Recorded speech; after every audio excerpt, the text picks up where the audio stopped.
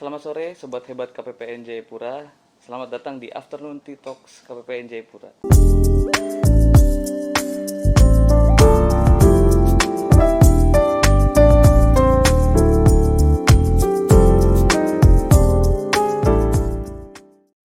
Jadi mungkin Sobat Hebat KPPN Jayapura ini penasaran ya, apa sih sebenarnya Afternoon Tea Talks ini? Jadi Afternoon Tea Talks ini adalah suatu media KPPN Jayapura untuk memberikan informasi-informasi kepada publik dalam rangka menambah wawasan kepada masyarakat. Nah, kenapa sih kita namain Afternoon Tea Talks? Kita namain Afternoon Tea Talks ini karena ya kita sudah melakukan ini di sore hari, kemudian sudah tidak ada pekerjaan atau sudah agak santai, nah, sehingga kita bisa ngobrol sambil ngeteh gitu di luar ruangan atau tetap di dalam ruangan gitu. Nah, di Afternoon Tea Talks kali ini kita akan mengambil tema mengenal UMI lebih dekat dengan narasumber yang sangat hebat, yaitu dari salah satu penyalur dari UMI itu sendiri, dari Pegadaian Pak Andri Sutisna, selaku Kepala Cabang Bisnis Mikro Area Jayapura ya Pak? Iya, betul. Oh. Apa kabar Pak Andri? Baik, oke.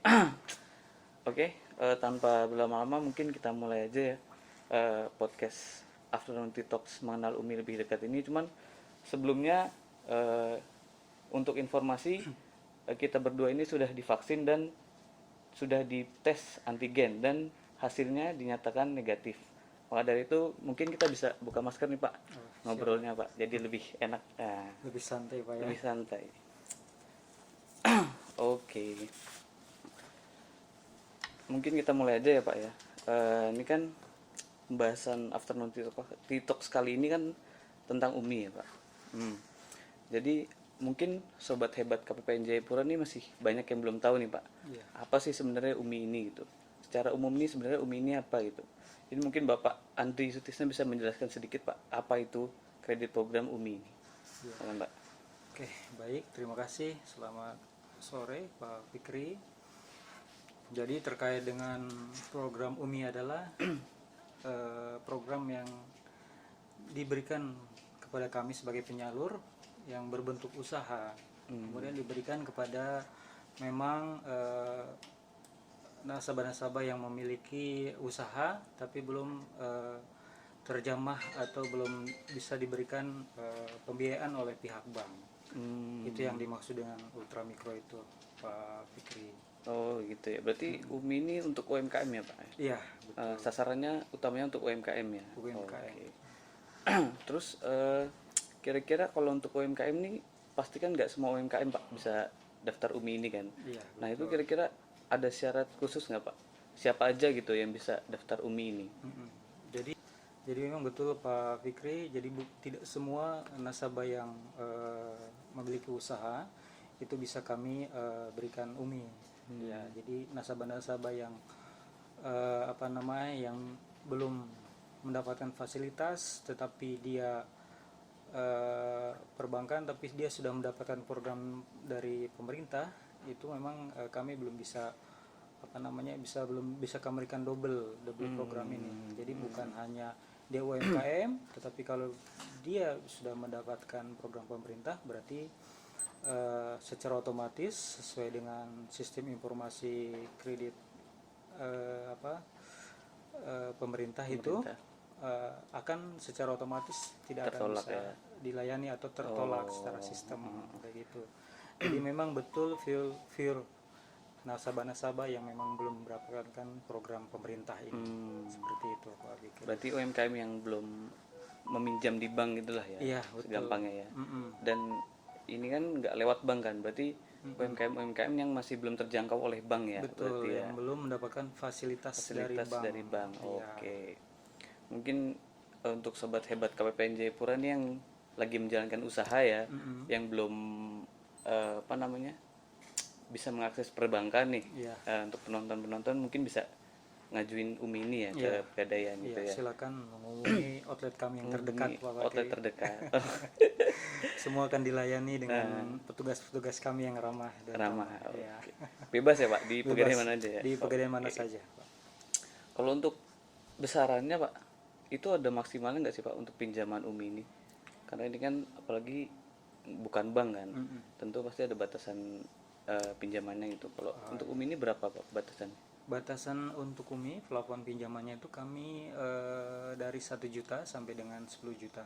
Jadi memang dibatasi, maksimal kami yang bisa berikan adalah sekitar 10 juta rupiah. 10 juta ya? Iya. Oh, batasnya. itu menentukan besarannya itu dari apa Pak?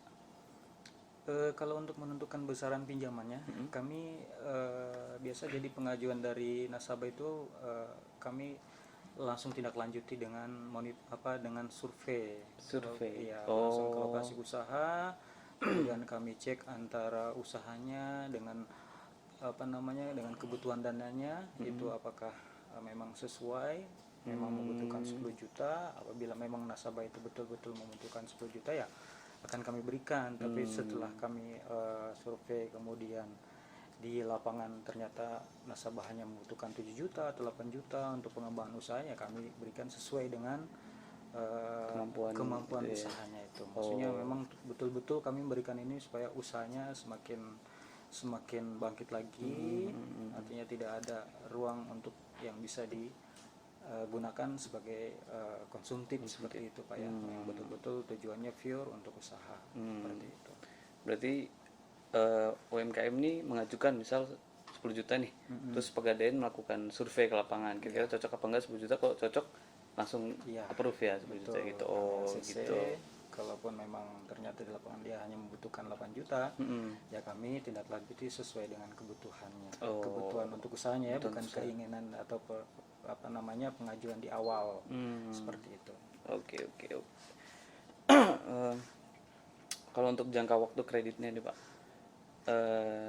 itu kira-kira bisa sampai berapa bulan, berapa tahun Pak? Karena kan ya?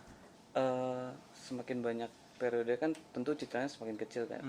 Nah mungkin para sobat hebat KPPN ini pengen tahu nih, kira-kira cicilan per bulannya itu bisa sampai berapa aja. Nah makanya kita tanya nih, jangka waktunya paling lama itu ada berapa Pak? Ya. Berapa tahun? Kalau untuk jangka waktu sendiri untuk ultramikro ini itu kita ada 4 jangka waktu. Itu nasabah bisa mengambil 18 bulan, kemudian atau 12 bulan, 18 bulan, 24 bulan, ataupun mungkin yang agak lama ya 36 bulan. 36 bulan. Ya, jadi memang kita sesuaikan dengan kemampuan nasabah. Walaupun mungkin nasabahnya mintanya 12 bulan tetapi kemampuannya 24 atau 18 bulan, ya kami upayakan untuk biar agak lebih ringan lah. Jadi itu jangan sampai, memang tujuannya kan untuk membangun usaha, jangan sampai menjadi beban di kemudian hari buat nasabahnya di saat usahanya belum jalan, kemudian belum menghasilkan laba, tapi angsurannya di depannya sudah gede kan. menjadi menjadi dana yang kami berikan ini tidak masuk di dalam untuk perkembangan usahanya. Jadi memang kami prioritaskan sesuai dengan kemampuan bayarnya. Iya. Jadi terserah, kalau memang nasabahnya mengcover 12 bulan bisa sesuai dengan pendapatannya bisa kami berikan, ya kami berikan. Artinya kami di sini juga bukan hanya memberikan pembiayaan, tapi edukasi juga. Iya, edukasi pada nasabah terkait dengan pembayarannya, kemampuan usahanya, seperti itu sih Pak. Ya. Berarti UMI ini nggak memberatkan ya? Iya. Ya kita cari yang sesuai dengan kemampuan kan ya. Betul. Bisa ya di bawah inilah, nggak terlalu tinggi lah ya, di bawah rata-rata lah ya cicilannya ya. Oke. Terus kita udah tahu nih Pak besarannya, jangka waktunya, terus siapa aja yang bisa dapat. Nah ini yang paling penting nih Pak, syarat untuk daftar kredit UMI ini apa aja? Misal UMKM ada yang pengen ngajuin UMI nih ke Pegadaian, nah itu kira-kira dia perlu bawa apa aja itu Pak? Oh ya, tentunya untuk pengajuan UMI itu secara umum sama halnya dengan persyaratan kredit lainnya Pak ya, umum. Cuman mungkin yang membedakan itu yaitu yang tadi SCKV, atau mungkin dia belum mendapatkan program dari pemerintah terkait dengan berkasnya. Apabila dia lolos SCKV itu dia cukup membawa KTP suami istri, kartu keluarga, kemudian akte nikah, sama surat keterangan usaha. Ya, kemudian jaminan yang dipersyaratkan. Seperti itu. Jaminan yang dipersyaratkan itu apa itu, Pak? Jaminan bisa berupa emas, Mas. ya, bisa berupa emas, bisa berupa kendaraan. Oh Seperti iya, itu. iya. Nah, Nanti jadi dilakukan penilaian lagi oleh Pegadaian ya, iya, beberapa betul. nilainya. Oh iya. Oke, setelah udah lengkap nih syarat-syaratnya, terus udah sesuai dengan eh, apa? Siapa aja yang bisa dapat UMI kan, misal UMKM yang masih belum ada pinjaman nih. Iya. Terus setelah dia nyampein surat-surat itu kira-kira berapa lama, Pak, cair uangnya itu? Mm-mm. Heeh. Terkait dengan prosesnya itu biasa kami paling cepat 3 hari, Pak. Itu pun 3 kalau hari. memang berkasnya itu mungkin ada yang pada saat survei belum dilengkapi, tapi misalkan pada saat kita hubungi konfirmasi survei nasabahnya, berkasnya yang kita minta itu lengkap, itu kita bisa 1 hari setelah survei. 1 hari. Iya, jadi kita memang pelayanan kami adalah cepat melayani. Cepat melayani. Iya, percepatan untuk melayani itu. Jadi apabila berkasnya sudah lengkap, kemudian kami hasil surveinya oke, itu kami tindak lanjuti 1 hari setelah survei. 1 hari ya. Iya, itu pun paling cepat, Pak ya. Maksudnya paling lamanya bisa sampai 3 hari. Kalau berkasnya itu memang kurang lengkap, karena ada beberapa nasabah terkadang kan melengkapi di kemudian harinya, seperti keterangan usaha kan memang harus diurus ya, seperti itu. Jadi Iya, paling kami prioritaskan 3 hari, paling lama itu, paling cepat 1 hari setelah survei. Oh, berarti ya sebenarnya tergantung dari debitur juga ya. Iya, Kalau dia udah lengkap, Pegadaian langsung bisa proses kan, Betul. dan sehari langsung cair gitu ya, Pak Iya, ya. bisa. Oh, gitu. Oke. Jadi mungkin untuk sobat hebat KPPN Jayapura nih yang pengen ngajuin UMI itu udah dijelaskan oleh Pak Andri ya. Eh, siapa aja, terus besarannya berapa, jangka waktunya dan syarat-syaratnya. Nah, itu kalau misal sobat hebat KPPN Jayapura termasuk itu dan ingin melakukan pinjaman melalui UMI ini bisa langsung datang aja ke Pegadaian gitu. Oke, nah itu UMI secara umum nih Pak. Sekarang kita masuk ke UMI di mata Pegadaian Pak, di sisi Pegadaian. Nah, kalau selama ini sampai saat ini tuh udah berapa debitur UMI Pak yang Pegadaian cakupi gitu. Gitu ya. Baik, jadi ini produk kami yaitu Crazy Ultra Micro. Jadi sampai dengan sekarang kami punya jumlah nasabah itu ada sekitar 381 nasabah. Dengan rata-rata pinjaman itu sekitar 10 jutaan, Pak 10 Fikri. juta. Ya. Jadi mencakup wilayah termasuk Biak sama Merauke. Oh, sampai ke Biak dan Merauke juga ya iya, Pak ya? sampai Nggak Merauke cuma di juga, Jayapura aja ya? betul. Jadi yang mungkin apabila ada nasabah-nasabah yang posisinya di Biak atau Merauke, jadi bisa silahkan menghubungi outlet kami yang terdekat. Gitu. Iya. Dan sektor usaha yang paling banyak kami biayai itu adalah perdagangan. Perdagangan. Oh, Hampir sekitar 90%, kemudian jasa itu 8%, dan kemudian mungkin pertanian sekitaran 2%-an. 2%. Berarti perdagangan ya yang Iya. sangat mendominasi dari UMI ini ya. Iya. Oh. Tapi kalau saya lihat nih Pak, ini kan kreasi ultra mikro nih dari Pegadaian kan. Sebenarnya tugas dan fungsi Pegadaian itu apa Pak? Kenapa dia bisa ngurusin ultra mikro juga gitu? Karena setahu saya kan paling Pegadaian cuma gadai aja kan, gadai-gadai barang gitu kan. Nah ini Betul. saya bingung gitu jadinya, tugas dan fungsi Pegadaian ini sebenarnya apa aja? Baik, jadi tugas dan fungsi Pegadaian itu tertuang dalam keputusan Menteri Keuangan tahun 1970 nomor 39.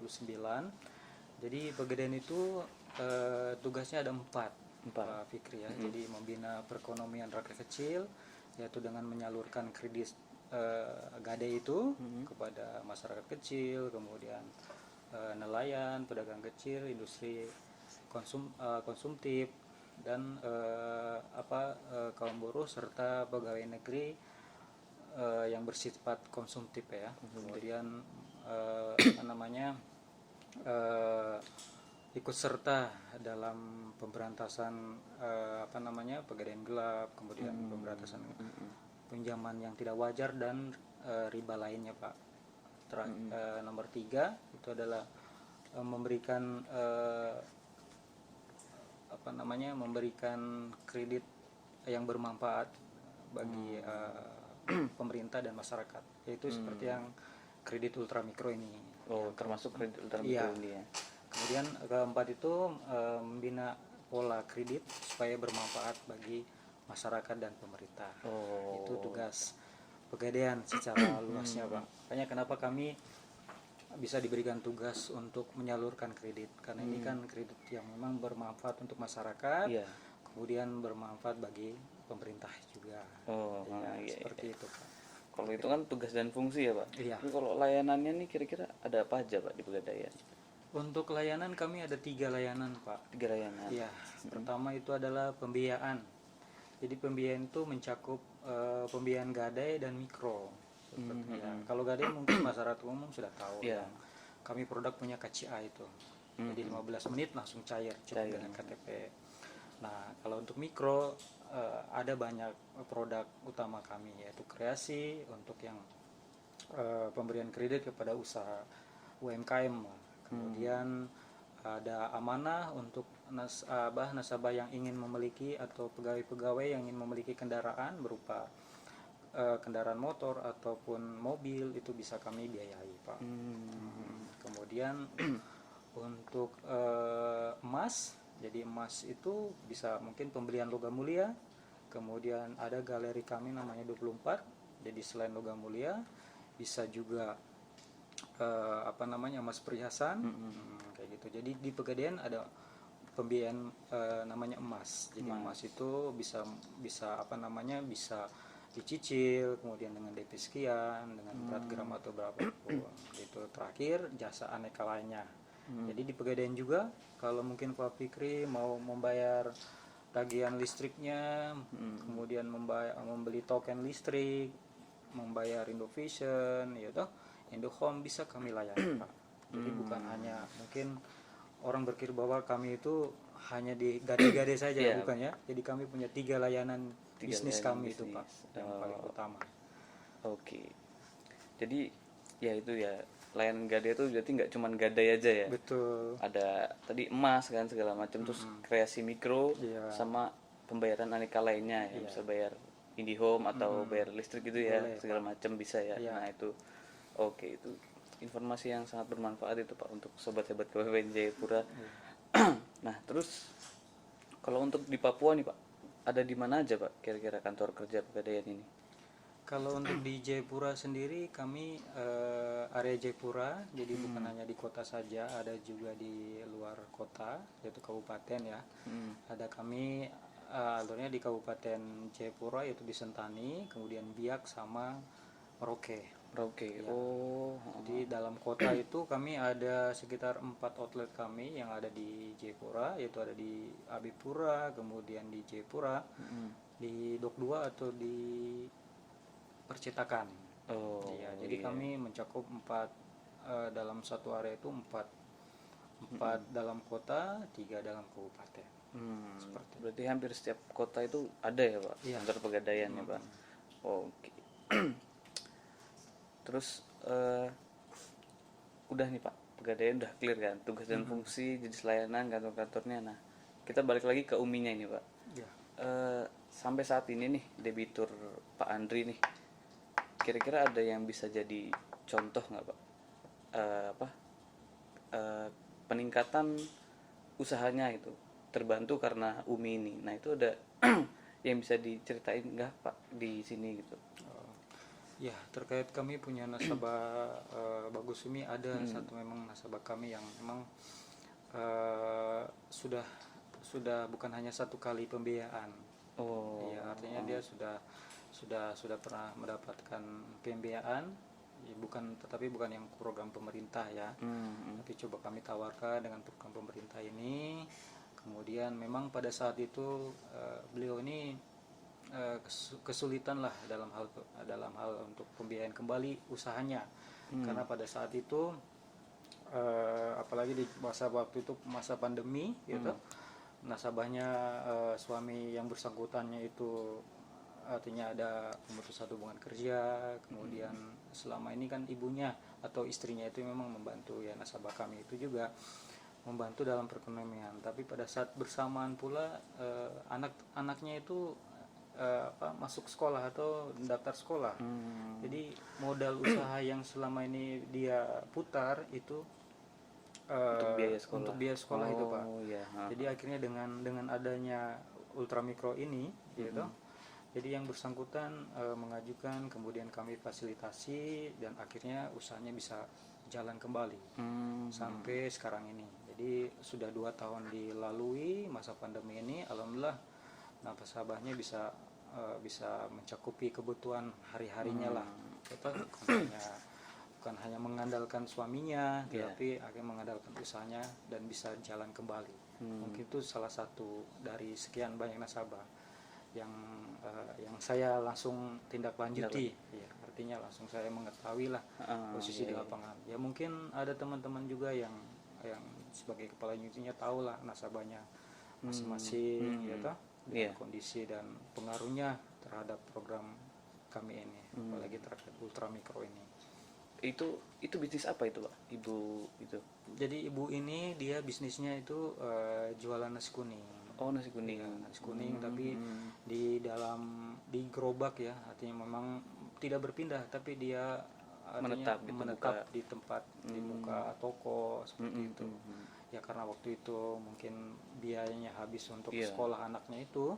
Ya dengan adanya produk kami ini beliau mengajukan dan alhamdulillah bisa kami berikan sesuai dengan kemampuannya. Dan alhamdulillah sekarang bisa survive lah menghadapi 2 tahun masa pandemi ini, Pak ya. Pandemi ini kan bahkan banyak yang nggak selamat, Pak. Karena pandemi ini kan banyak usaha-usaha yang bangkrut kan. Jangan kan usaha-usaha kecil, usaha-usaha gede aja masih banyak juga kan yang bangkrut gitu kan. Nah, ini dengan adanya Umi ini berarti sangat membantu masyarakat ya, Pak ya. Untuk menopang usahanya ya. Syukur-syukur bisa berkembang ya usahanya ya. Itu yang kita harapkan, Pak. Untuk berkembang. Itu tujuan utamanya ya, Pak ya. Agar naik kelas, Pak ya. Iya. Tentunya. Oke, Pak. Kalau kendala nih, Pak, yang dihadapin sama Pegadaian ini apa aja, Pak, dalam penyaluran Umi ini? Pasti ada dong kendala-kendala yang dihadapi Pegadaian. Itu apa aja, Pak? Jadi kendala-kendala kami yang hadapi langsung kami di lapangan itu terkait dengan SIKV ya, artinya SIKV. Ya, jadi nasabah itu memang ternyata di awal pengajuan kami cek untuk penginputan itu tidak lolos SIKV. Kami kemudian tanya secara pribadi ternyata sudah pernah mendapatkan program dari pemerintah. Kedua itu yang paling sering yang kami tidak ketahui itu adalah antara KTP sama data Dukcapil itu berbeda, Pak. Berbeda. Iya, jadi pada saat pengajuan kami sekarang kan pakai sistem, Pak ya, di aplikasi itu langsung tertolak. Ternyata setelah kami telusuri itu antara data KTP yang sebenarnya dengan data Dukcapil itu berbeda. Jadi pada saat teman-teman menginput di outlet itu otomatis tereject dan Dukcapil itu tidak sesuai. Gitu, ya. Kemudian yang terakhir itu adalah historis pinjaman nasabah tersebut. Mungkin pernah ada sebelumnya ada tunggakan gitu. Iya. Mungkin tercatat itu yang menjadi kendala sebenarnya. Jadi kalau ada tunggakan gitu berarti nggak keterima, Pak? Maksudnya kalau dia ngajuin lagi? Iya. Langsung ketolak ya?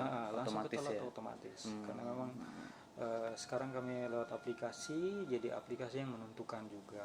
Seperti itu. Iya. Makanya di awal memang kami menginformasikan apakah ada pinjaman atau historis di tempat lain yang mungkin belum diselesaikan, tolong diselesaikan dulu. Tapi kan memang ternyata tidak serta-merta setelah selesai itu bisa langsung hilang, masih menempel gitu, Pak. Iya, betul. Itu kendala yang terbesar lah bagi kami di sini. Jadi itu ya sobat hebat KPPN Jayapura nih, kalau pengen daftar UMI nih pastikan sobat hebat nih belum memiliki pinjaman di bank ya, Pak ya? Iya. Pinjaman sama sekali ya? Pinjaman apa aja nggak bisa ya? Kalau pinjaman yang penting bukan pinjaman program pemerintah. Bukan pinjaman program pemerintah ya? Betul. Oh iya. Jadi kalau masih ada pinjaman dari program pemerintah itu masih belum bisa ngajuin UMI nih sobat hebat KPPN Jayapura. Jadi itu pasti akan ketolak otomatis oleh sistem SIKP-nya tadi ya. Betul. Oke. Jadi dipastikan dulu belum ada pinjaman dari pemerintah lainnya nih sebelum mengajukan UMI ini. Nah, terakhir nih Pak, kita kan di KPPN ini kan ada ngadain Monef ya. Monef UMI ini kan. Ya, kita mencocokkan data nih yang di aplikasi SIKP sama data fisiknya yang dari Pegadaian. Iya. Nah, terus kita juga ada Monef langsung survei ke debitur, baseline dan endline. Nah, itu baseline itu di awal periode peminjaman, Iya. sedangkan endline itu di akhir periode peminjaman. Nah, kira-kira dari kegiatan kita itu ada pengaruhnya nggak sih Pak dari Pegadaian sendiri? Berpengaruh nggak? Terkait monep yang dilakukan ya. Nah, terkait Monef yang dilakukan oleh kita itu. Iya, pastinya ada pengaruhnya Pak terkait monep yang memang sering teman-teman lakukan dari KPPN. Kunjungan kepada debitur-debitur kami adalah upaya memang betul apa yang kami salurkan kepada nasabah betul-betul memang apa adanya. Jadi tidak mengada-mengada, memang untuk menyasar masyarakat-masyarakat yang artinya belum terfasilitasi oleh perbankan. Jadi buktikan ya, artinya kan tujuannya kan untuk memastikan itu kan Pak. Ya. Jadi memang pengaruhnya besar sekali buat kami. Besar sekali. Artinya menjadi kepercayaan lah. Jadi kami itu sebagai penyalur bisa dipercaya. Iya. Ya toh, siapa tahu mungkin ada program-program lainnya kami sudah siap untuk melaksanakan. Oh, oke ya. Oke Pak. Memang selama ini sih selama saya melakukan Monef ini memang Pegadaian ini termasuk yang ini ya gampang dikomunikasikan gitu. Jadi enak berkomunikasi dengan Pegadaian gitu. Mulai dari kita minta datanya, kan pasti cepat selalu responnya kan. Ya. Nah itu jadi kita sangat mengapresiasi kepada Pegadaian atas kerjasama yang sangat baik gitu Pak. Baik, terima kasih. Mungkin udah capek nih Pak kita ngobrol nih Pak, udah berapa menit ini. Iya. Ini udah sampai di penghujung acara nih Pak. Terima kasih Pak udah hadir di podcast KPPN Jayapura ini. Kita ada kenang-kenangan nih Pak dari KPPN Jayapura nih Pak. Bisa tolong diambilkan kenang-kenangannya? Oke. Ini kita ada plakat Pak untuk PT Pegadaian sebagai ucapan terima kasih. Bisa diterima plakatnya.